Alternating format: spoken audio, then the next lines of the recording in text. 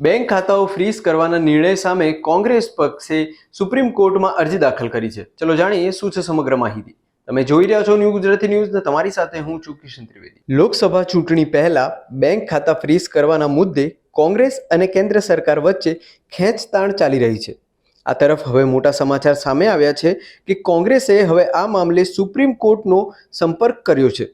Bank ખાતાઓ fridge કરવાના નિર્ણય સામે કોંગ્રેસ પક્ષ દ્વારા સુપ્રીમ કોર્ટમાં અરજી દાખલ કરવામાં આવી છે. કોંગ્રેસ બેંક ખાતા ફ્રીઝ કરવા સામે કોંગ્રેસે સુપ્રીમ કોર્ટમાં અરજી કરી છે.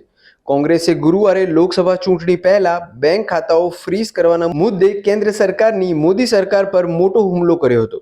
કોંગ્રેસ અધ્યક્ષ મલ્લિકાર્જુન ખડગેથી લઈને સોનિયા ગાંધી, રાહુલ ગાંધી અને પાર્ટીના ખજાનચી અજય માકન સુધીના અન્ય દિગ્ગજ નેતાઓએ આવકવેરા વિભાગની કાર્યવાહી પર સવાલો ઉઠાવ્યા હતા.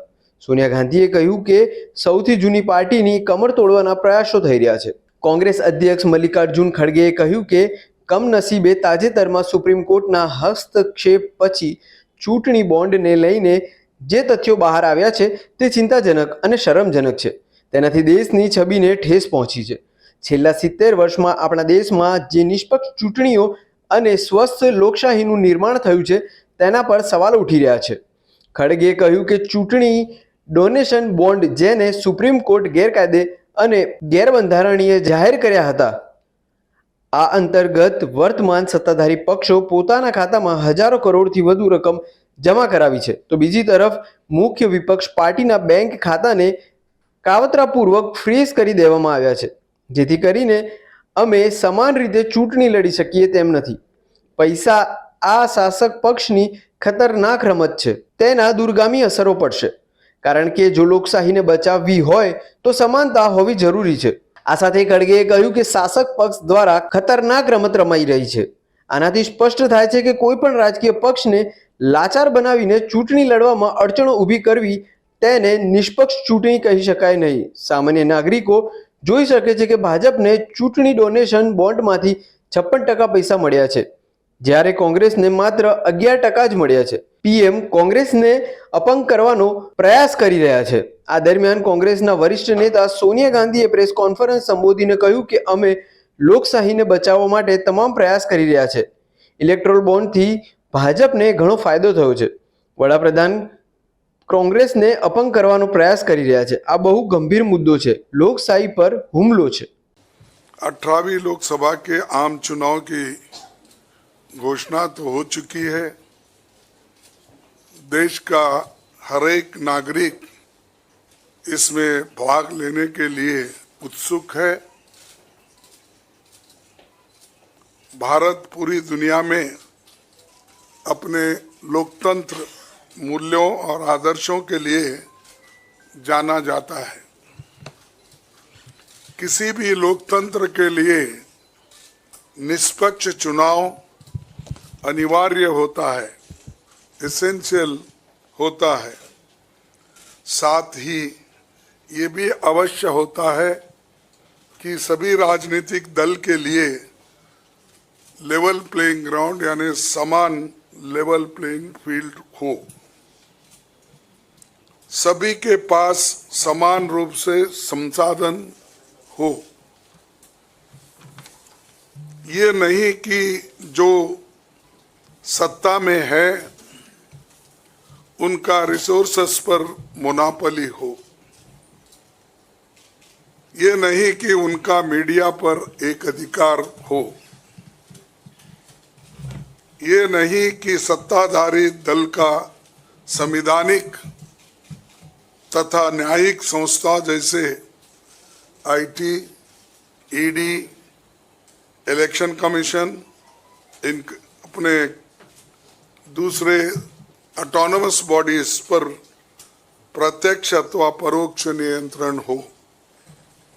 दुर्भाग्य से जो पिछले दिनों में सुप्रीम कोर्ट के हस्तक्षेप के बाद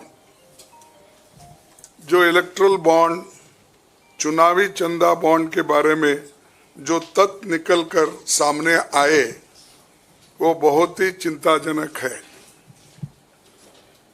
शर्मनाक भी है, क्योंकि इससे हमारे देश के छवि को ठेस पहुंची है. हमारे देश ने पिछले 70 सालों में निष्पक्ष चुनाव और स्वस्थ लोकतंत्र की छवि बनाई थी, उस पर प्रश्न चिन्ह आज उठ गया है।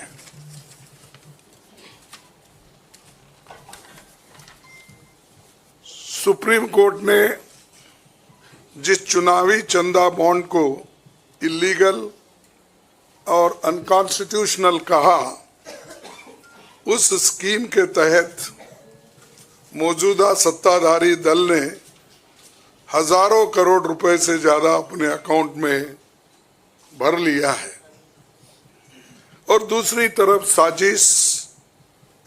साजिशन मुख्य विपक्षी दल का बैंक अकाउंट फ्रीज कर दिया गया है ताकि हम पैसों के अभाव में बराबरी से चुनाव ना लड़े और ना लड़ पाए। ये सत्ताधारी दल द्वारा एक खतरनाक खेल है। इसके दूरगामी प्रभाव होंगे, क्योंकि अगर डेमोक्रेसी को इस देश में बचाना है तो लेवल प्लेइंग ग्राउंड होना चाहिए। ऐसा भी नहीं होना चंद देशों में चुनाव हो रहे हैं, 99% वोट एक ही आदमी ले रहा है। ऐसा आपको तो मालूम हो गया रिसेंटली किन किन देशों में ऐसा हुआ है। तो ये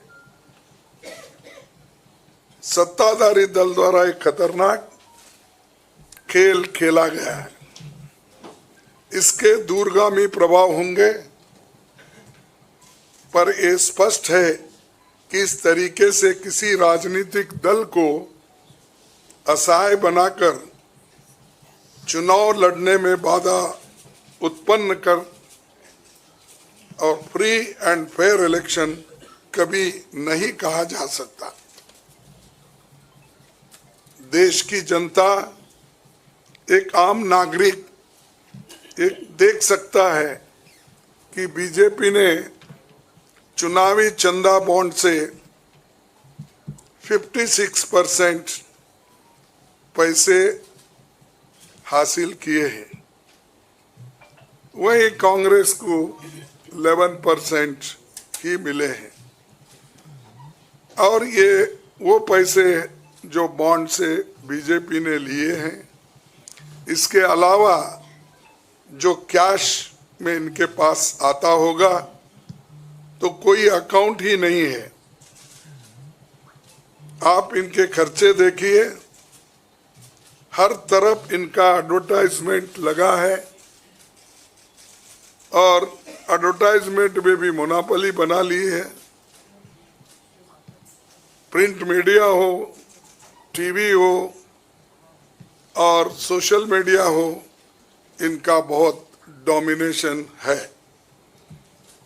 लेकिन इतने पैसे एक पार्टी जमा कर सकती है, हिंदुस्तान के 70 साल के डेमोक्रेटिक व्यवस्था में ऐसा कोई नहीं किया। ये पहली बार ये सरकार अनेक ढंग से पैसे आज उठा रही है और इनके 5 स्टार ऑफिसेस से बड़े बड़े हर जगह आप देखिए, और 4-4, 5-5 फ्लाइट एक मीटिंग को जाते हैं और उनके पीछे और 2-4 जाते हैं। एक मीटिंग का इतना खर्च होता है तो शायद ही कोई पार्टी, अपोजिशन पार्टी उसका 10% भी नहीं कह सकती मुकाबला। मैं कहना नहीं चाहता कि बीजेपी ने किस तरीके से कंपनियों से पैसे लिए, क्योंकि सुप्रीम कोर्ट तथ्यों की जांच कर रही है। हमें उम्मीद है की सच्चाई बहुत जल्द हम सब के सामने आएगी। और अंत में मैं देश के संवैधानिक संस्थाओं से अपील करता हूं कि अगर वो फ्री एंड फेयर इलेक्शन चाहते हैं तो हमारी पार्टी को बगैर किसी रोक टोक से बैंक अकाउंट्स का इस्तेमाल करने दे, और जो इनकम टैक्स का क्लेम है वो अंततः कोर्ट के निर्णय के अनुसार सेटल हो जाएगा। राजनीतिक दल टैक्स नहीं देते, बीजेपी कभी इनकम टैक्स नहीं दी, लेकिन ये लागू सिर्फ कांग्रेस पे हो रहा है। कोई पॉलिटिकल पार्टी इनकम टैक्स के दायरे में नहीं आते, सच है ना? सेटल हो जाए। राजनीतिक दल नहीं आते, बीजेपी ने कभी नहीं दिया अकाउंट। इसके बाद भी अगर हमसे ये मांगा जा रहा है तो हम न्यायालय के अंतिम निर्णय का इंतजार कर रहे हैं, क्योंकि हम चाहते हैं कम से कम न्यायालय तो इस बात को देखे, कानून को देखे, रूल ऑफ लॉ और गवर्नेंस जो संविधान के तहत होता है उसके तरफ तो ध्यान दे दो, क्योंकि आज वो हुकूमत में है, कल दूसरी पार्टी आएगी। लेकिन हमको ये लेवल प्लेइंग ग्राउंड जो हमने पहले से बनाया था, नेहरू जी से लेकर हम 89 और बाकी के लोग भी, जब इवन वाजपेयी थे उस वक्त भी ऐसा नहीं था।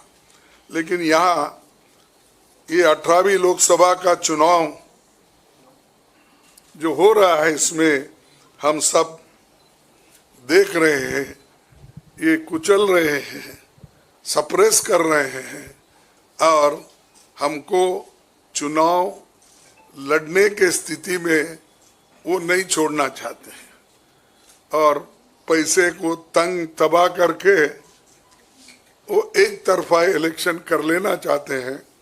लेकिन लोग भी होशियार है, इसको जानते हैं, और लेवल प्लेइंग फील्ड बने रहने के लिए ये उनके जो बाधक है और जो हमारे अकाउंट्स फ्रीज किए हैं वो तत्काल उसका रिलीज होना चाहिए, और हमको चुनाव में डेमोक्रेसी और संविधान को बचाने के लिए લેવલ પ્લેઇંગ ગ્રાઉન્ડ હોના ચાહીએ। આવી લેટેસ્ટ ને અપડેટેડ માહિતી માટે જોતા રહો ન્યૂ ગુજરાતી ન્યૂઝ।